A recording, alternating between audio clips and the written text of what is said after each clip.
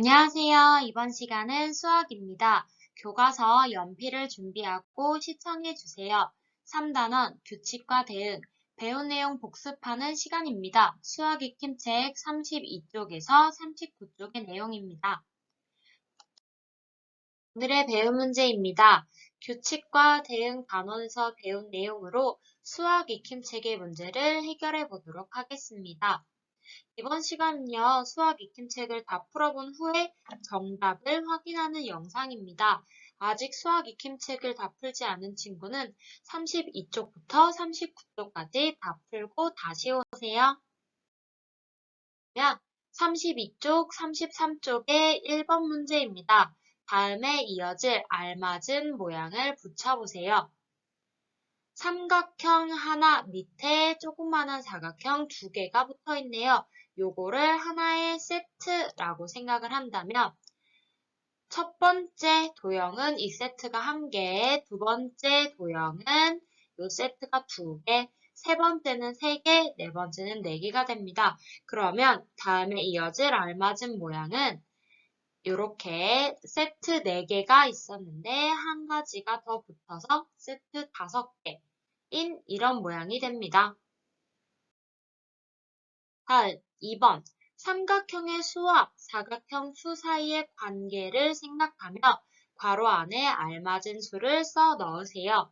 삼각형이 10개일 때 필요한 사각형의 수는 20개가 되고요. 삼각형이 30개일 때 필요한 사각형의 수는 60개가 됩니다. 아까 삼각형 하나의 사각형 두 개였었던 대응 관계를 잘 생각을 해보면 괄호 안의 수를 쉽게 계산할 수 있게 됩니다.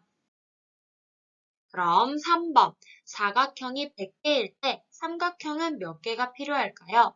삼각형 하나에 사각형이 두 개가 있습니다. 그럼 삼각형이 몇 개인지 모르겠지만 몇 개일 때 사각형이 100개가 되네요. 이거는 계산을 하게 되면 삼각형이 50개일 때 사각형이 100개다 라는 걸 알 수가 있습니다. 4번 이번에는 삼각형의 수와 사각형의 수 사이의 대응 관계를 한번 적어보도록 하겠습니다. 사각형 수는 삼각형 수의 2배입니다. 삼각형의 수는 사각형의 수를 2로 나눈 것과 같습니다. 5번입니다. 교실에서 대응관계가 있는 것을 찾아서 한번 적어보도록 할게요. 학생들의 책상의 수는 모든 수의 4배다.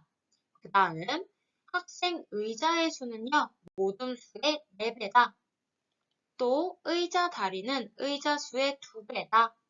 마지막, 책상의 수와 의자의 수는 같다. 선생님은 이렇게 4가지 대응 관계를 한번 찾아봤는데 선생님이 찾은 4가지 이외에도 여러 가지의 대응 관계들이 있으니까 한번 잘 확인해 보도록 하세요. 수학 익힘책 34쪽, 35쪽의 문제들입니다. 1번.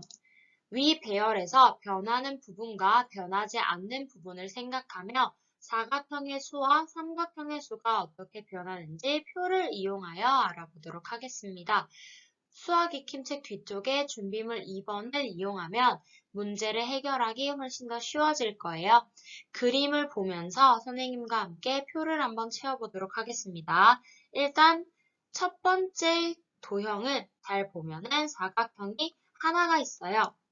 그 다음 두 번째 도형은 사각형이 2개, 세 번째 도형은 사각형이 3개, 네 번째 도형은 사각형이 하나, 둘, 셋, 넷, 4개가 있습니다. 즉, 위 배열에서는 사각형의 수는 하나씩 더 늘어난다라는 걸 알 수 있으니까요. 4 뒤에 5가 나타난다라는 걸 추측할 수가 있겠네요. 그럼 이번에는 삼각형의 수를 한번 보도록 하겠습니다. 첫 번째 도형에서 삼각형의 수는 그렇죠. 3개고요. 그 다음 두 번째 도형에서는요. 삼각형의 수가 하나, 둘, 셋, 넷, 4개가 됩니다.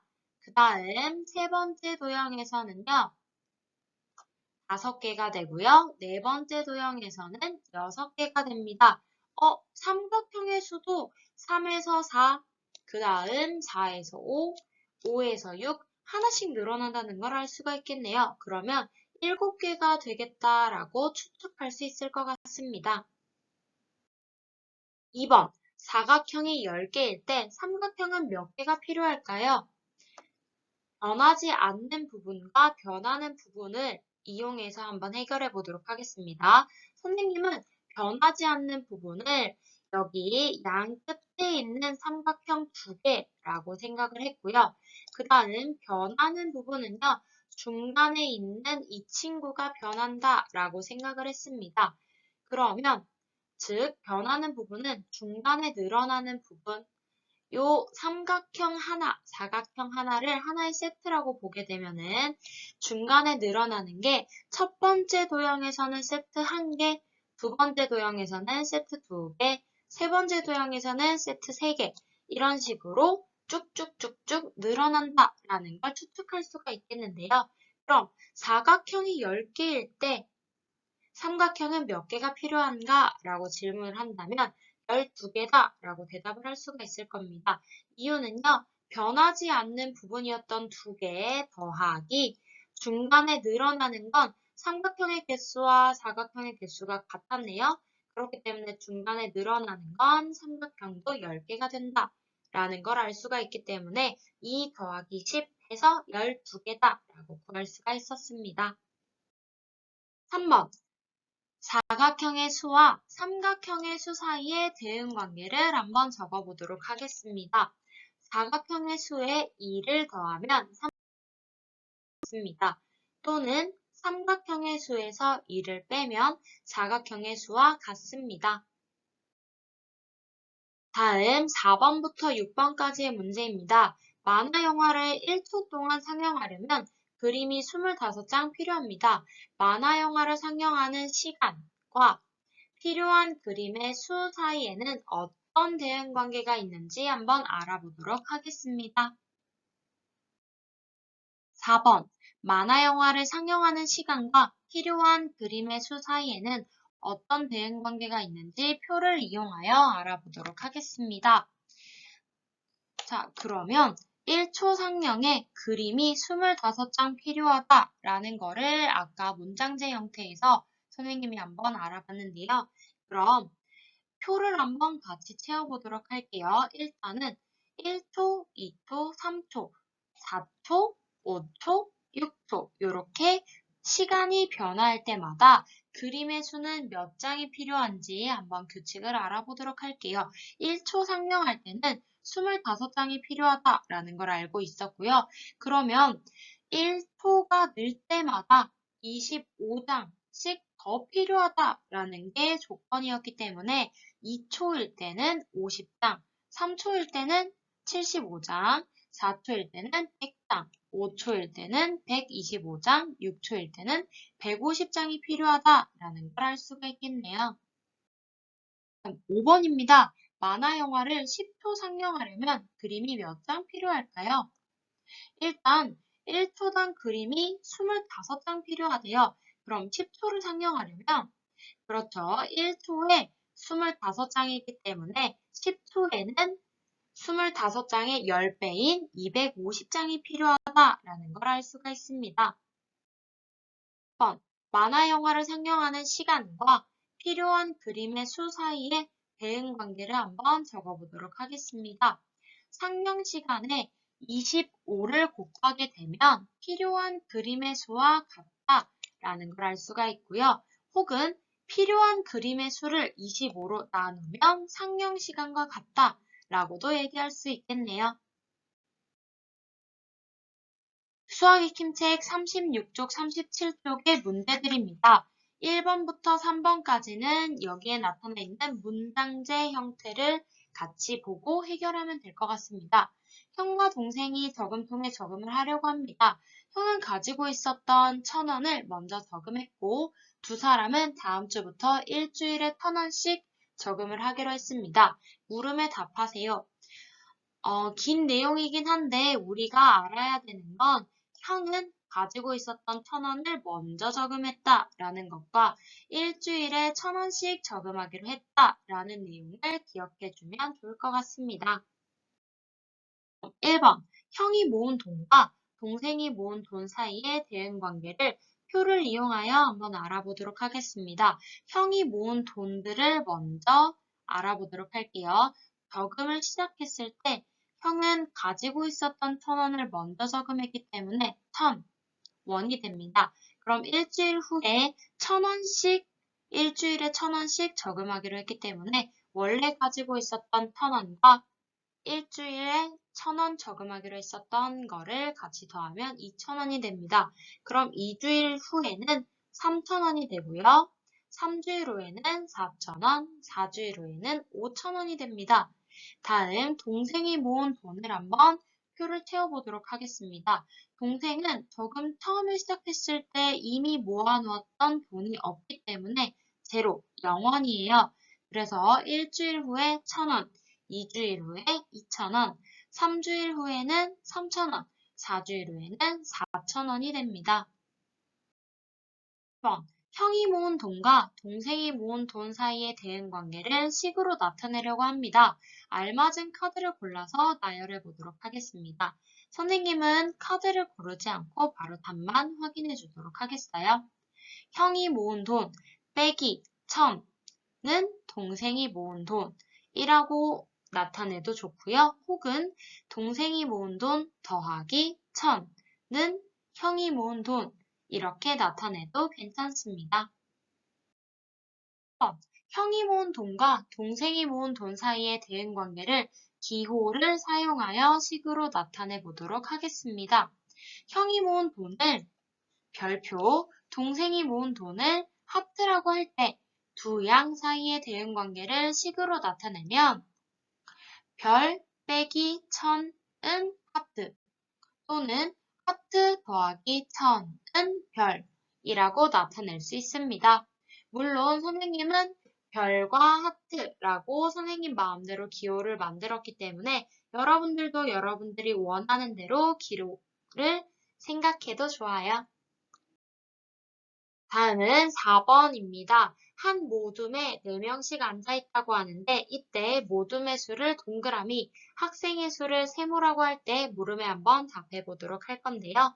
4번. 모둠의 수와 학생의 수 사이의 대응관계를 기호를 사용하여 식으로 나타내보도록 하겠습니다. 선생님은 지금 모둠의 수는 동그라미, 학생의 수는 세모라고 했기 때문에 동그라미는 세모 나누기 4다 또는 세모는 동그라미 곱하기 4다 라고 나타낼 수 있습니다. 5번. 대응관계를 나타낸 식에 대한 친구들의 생각인데요. 두 친구의 생각이 옳은지 틀린지를 판단해보고 그렇게 생각한 이유를 한번 적어보도록 하겠습니다. 먼저 준기의 생각을 같이 확인을 해볼게요. 모둠의 수와 학생의 수 사이의 대응관계는 동그라미 곱하기 4는 세모, 그 다음 세모 나누기 4는 동그라미로 나타낼 수 있어 라고 이야기했는데 이 생각은 옳습니다. 이유는 모둠의 수의 4배한 만큼이 학생의 수였다 라는 거를 우리가 대응관계로 찾아줄 수 있기 때문이에요. 그래서 모둠의 수 동그라미였고요. 학생의 수 세모였기 때문에 모둠의 수 곱하기 4 하게 되면 학생의 수다 라는 거 알 수 있고 학생의 수를 4로 나누게 되면 모둠의 수다 라고도 찾을 수 있겠네요. 다음은 지혜의 생각을 한번 판단해 보도록 하겠습니다. 모둠의 수에 따라 학생 수는 항상 일정하게 변한다 라고 이야기를 해 주었는데요. 여기에서 항상 일정하게 변한다 라는 이야기가 중요할 것 같은데 지혜의 생각은 옳을까요? 틀릴까요? 정답은 옳습니다. 이유는 학생의 수는 항상 모둠의 수의 4배다. 여기서 중요한 건 항상 일정하다 라는 건데 우리가 배웠었던 대응관계라는 거는 두 양 사이에 변하지 않는 일정한 규칙을 찾아서 대응관계로 나타낼 수 있다고 했기 때문에 학생의 수와 모둠의 수는 대응관계로 항상 변하지 않는 일정한 규칙을 가지게 됩니다. 그렇기 때문에 지혜의 생각은 옳다라는 걸 알 수가 있겠네요.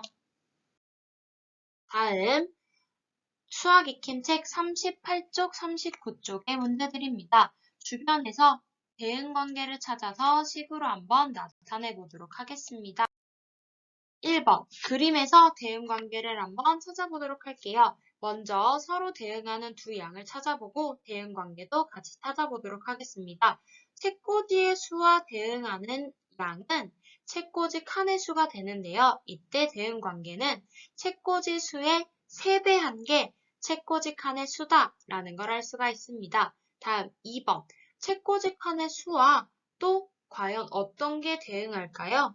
바로 책의 수가 대응한다라는 걸 알 수가 있는데요. 대응관계에서는 책꽂이 칸의 수를 10배한 만큼이 책의 수다라는 걸 알 수가 있습니다. 다음은 3번입니다. 탁자의 수와 대응하는 어떤 양은 과연 무엇일까요? 바로 의자의 수가 되는데요. 의자의 수와 탁자의 수의 대응관계는 의자의 수를 나누기 4한 만큼이 탁자의 수다라는 걸 찾을 수가 있을 거예요. 위에서 찾은 대응관계를 식으로 한번 나타내 보도록 하겠습니다. 아까 1번에서 찾았던 1, 2, 3 대응관계 3가지를 간단하게 기호를 이용해서 식으로 나타내 보도록 할게요. 책꽂이의 수를 하트, 그 다음 책꽂이 칸의 수를 네모라고 한다면 대응관계는 하트 곱하기 3은 네모다 라고 할 수 있습니다. 다음 2번, 책의 수를 네모, 책꽂이 칸의 수를 동그라미 2개라고 한다면 대응관계는 동그라미 2개 곱하기 10은 네모다 라고 할 수 있습니다. 다음 3번, 아까 의자의 수와 탁자의 수였죠. 의자의 수를 별표, 탁자의 수를 하트라고 한다면 별표 나누기 4는 하트다 라고 대응관계를 식으로 나타낼 수 있습니다. 3번입니다. 왼쪽의 그림에서 탁자마다 의자가 한 개씩 더 있을 때 탁자의 수와 의자의 수 사이의 대응관계를 식으로 나타내고 그 이유를 설명해 보도록 하겠습니다. 왼쪽의 그림에서는요. 탁자 한 개에 의자가 4개가 있었는데 의자가 한 개씩 더 있다라고 한다는 건 탁자 하나에 의자가 5개 있다 라고 생각하라는 얘기겠네요. 자, 그러면 이걸 식으로 나타낸다면 탁자의 수를 하트, 의자의 수를 별표라고 할 때 하트 곱하기 5가 별이 된다라는 걸 알 수가 있을 거예요. 왜 그러냐면 하나 탁자에 놓이는 의자가 한 개가 더 늘어났어요. 즉, 4개였는데 5개가 되었다라는 거는 4배였던 대응관계가 5배로 바뀌었기 때문에 곱하기 4로 예전엔 나타냈었는데 이번에는 곱하기 5로 대응관계를 나타내야 된다라는 이야기예요. 4번입니다. 지혜는 친구들과 칠판에 미술작품을 자석으로 붙였습니다. 사용한 자석의 수와 미술작품의 수 사이의 대응관계를 표를 이용해서 알아보고 식으로 한번 나타내 볼 건데요. 여기서 표에 비워져 있는 부분들이 자석의 수도 비워져 있고 미술작품의 수들도 비워져 있는데 미술작품의 숫자들을 보면 9, 2, 6 뭔가 순서대로 안 되어 있고요. 자석의 수도 보면은 10 비워져 있고 7, 15, 9, 6 하나도 순서대로 되어 있지 않기 때문에 자석의 수와 미술작품의 수가 같이 나와 있는 여기 10과 9, 7과 6, 6과 5를 이용해서 빈칸을 한번 채워보도록 하겠습니다. 자석의 수와 미술작품의 수, 자석이 10개일 때 미술작품은 9개다. 그 다음 자석이 7개일 때 미술작품은 6개다. 자석이 6개일 때 미술작품은 5개다. 라는 걸 보면 우린 규칙을 찾을 수가 있어요. 자석의 수와 미술작품의 수는 하나씩 차이가 나는구나 라는 걸 알 수가 있겠네요. 그러면 미술작품이 2개일 때 자석은 3개가 필요하다 라는 걸 추측할 수 있을 거고요. 자석이 15개일 때 미술작품은 14개다. 자석이 9개일 때 미술작품은 8개다 라는 것도 알 수가 있겠네요. 그럼 이번에는 대응관계를 한번 식으로 나타내어 본다면 자석의 수를 하트, 미술작품의 수를 별표라고 할 때 별 더하기 1은 하트다 라고 이야기할 수 있을 것 같아요. 물론 하트 빼기 1은 별이다 라고도 이야기해도 괜찮습니다. 5번이에요. 대응관계를 나타낸 식을 보고 식에 알맞은 상황을 한번 만들어 보겠습니다. 나타나 있는 대응관계는 세모 더하기 3은 다이아다 라고 이야기를 했는데 선생님은 선생님이 원하는 대로 상황을 한번 만들어 보았습니다. 선생님이 만든 상황은 형의 나이 다이아는 나의 나이 세모보다 3살 더 많다 라고 만들어 보았는데요. 여러분들은 선생님이 만든 상황 말고 다른 상황을 한번 만들어 보면 더 좋을 것 같아요. 6번입니다. 주변에서 서로 대응하는 두 양을 찾아 각각 기호로 나타내고 대응 관계를 식으로 나타내어 보도록 하겠습니다. 선생님이 찾은 서로 대응하는 두 양은 책상의 수와 의자의 수인데요. 책상의 수를 기호로 네모, 의자의 수를 기호로 세모라고 할 때 대응 관계를 식으로 나타낸다면 네모와 세모는 같다라고 할 수 있겠네요. 책상 하나와 의자 하나가 세트가 되기 때문에 네모는 세모다 라고 나타낼 수 있습니다. 그 다음 두 번째 칸은요. 선생님이 채워주지는 않을 거고요.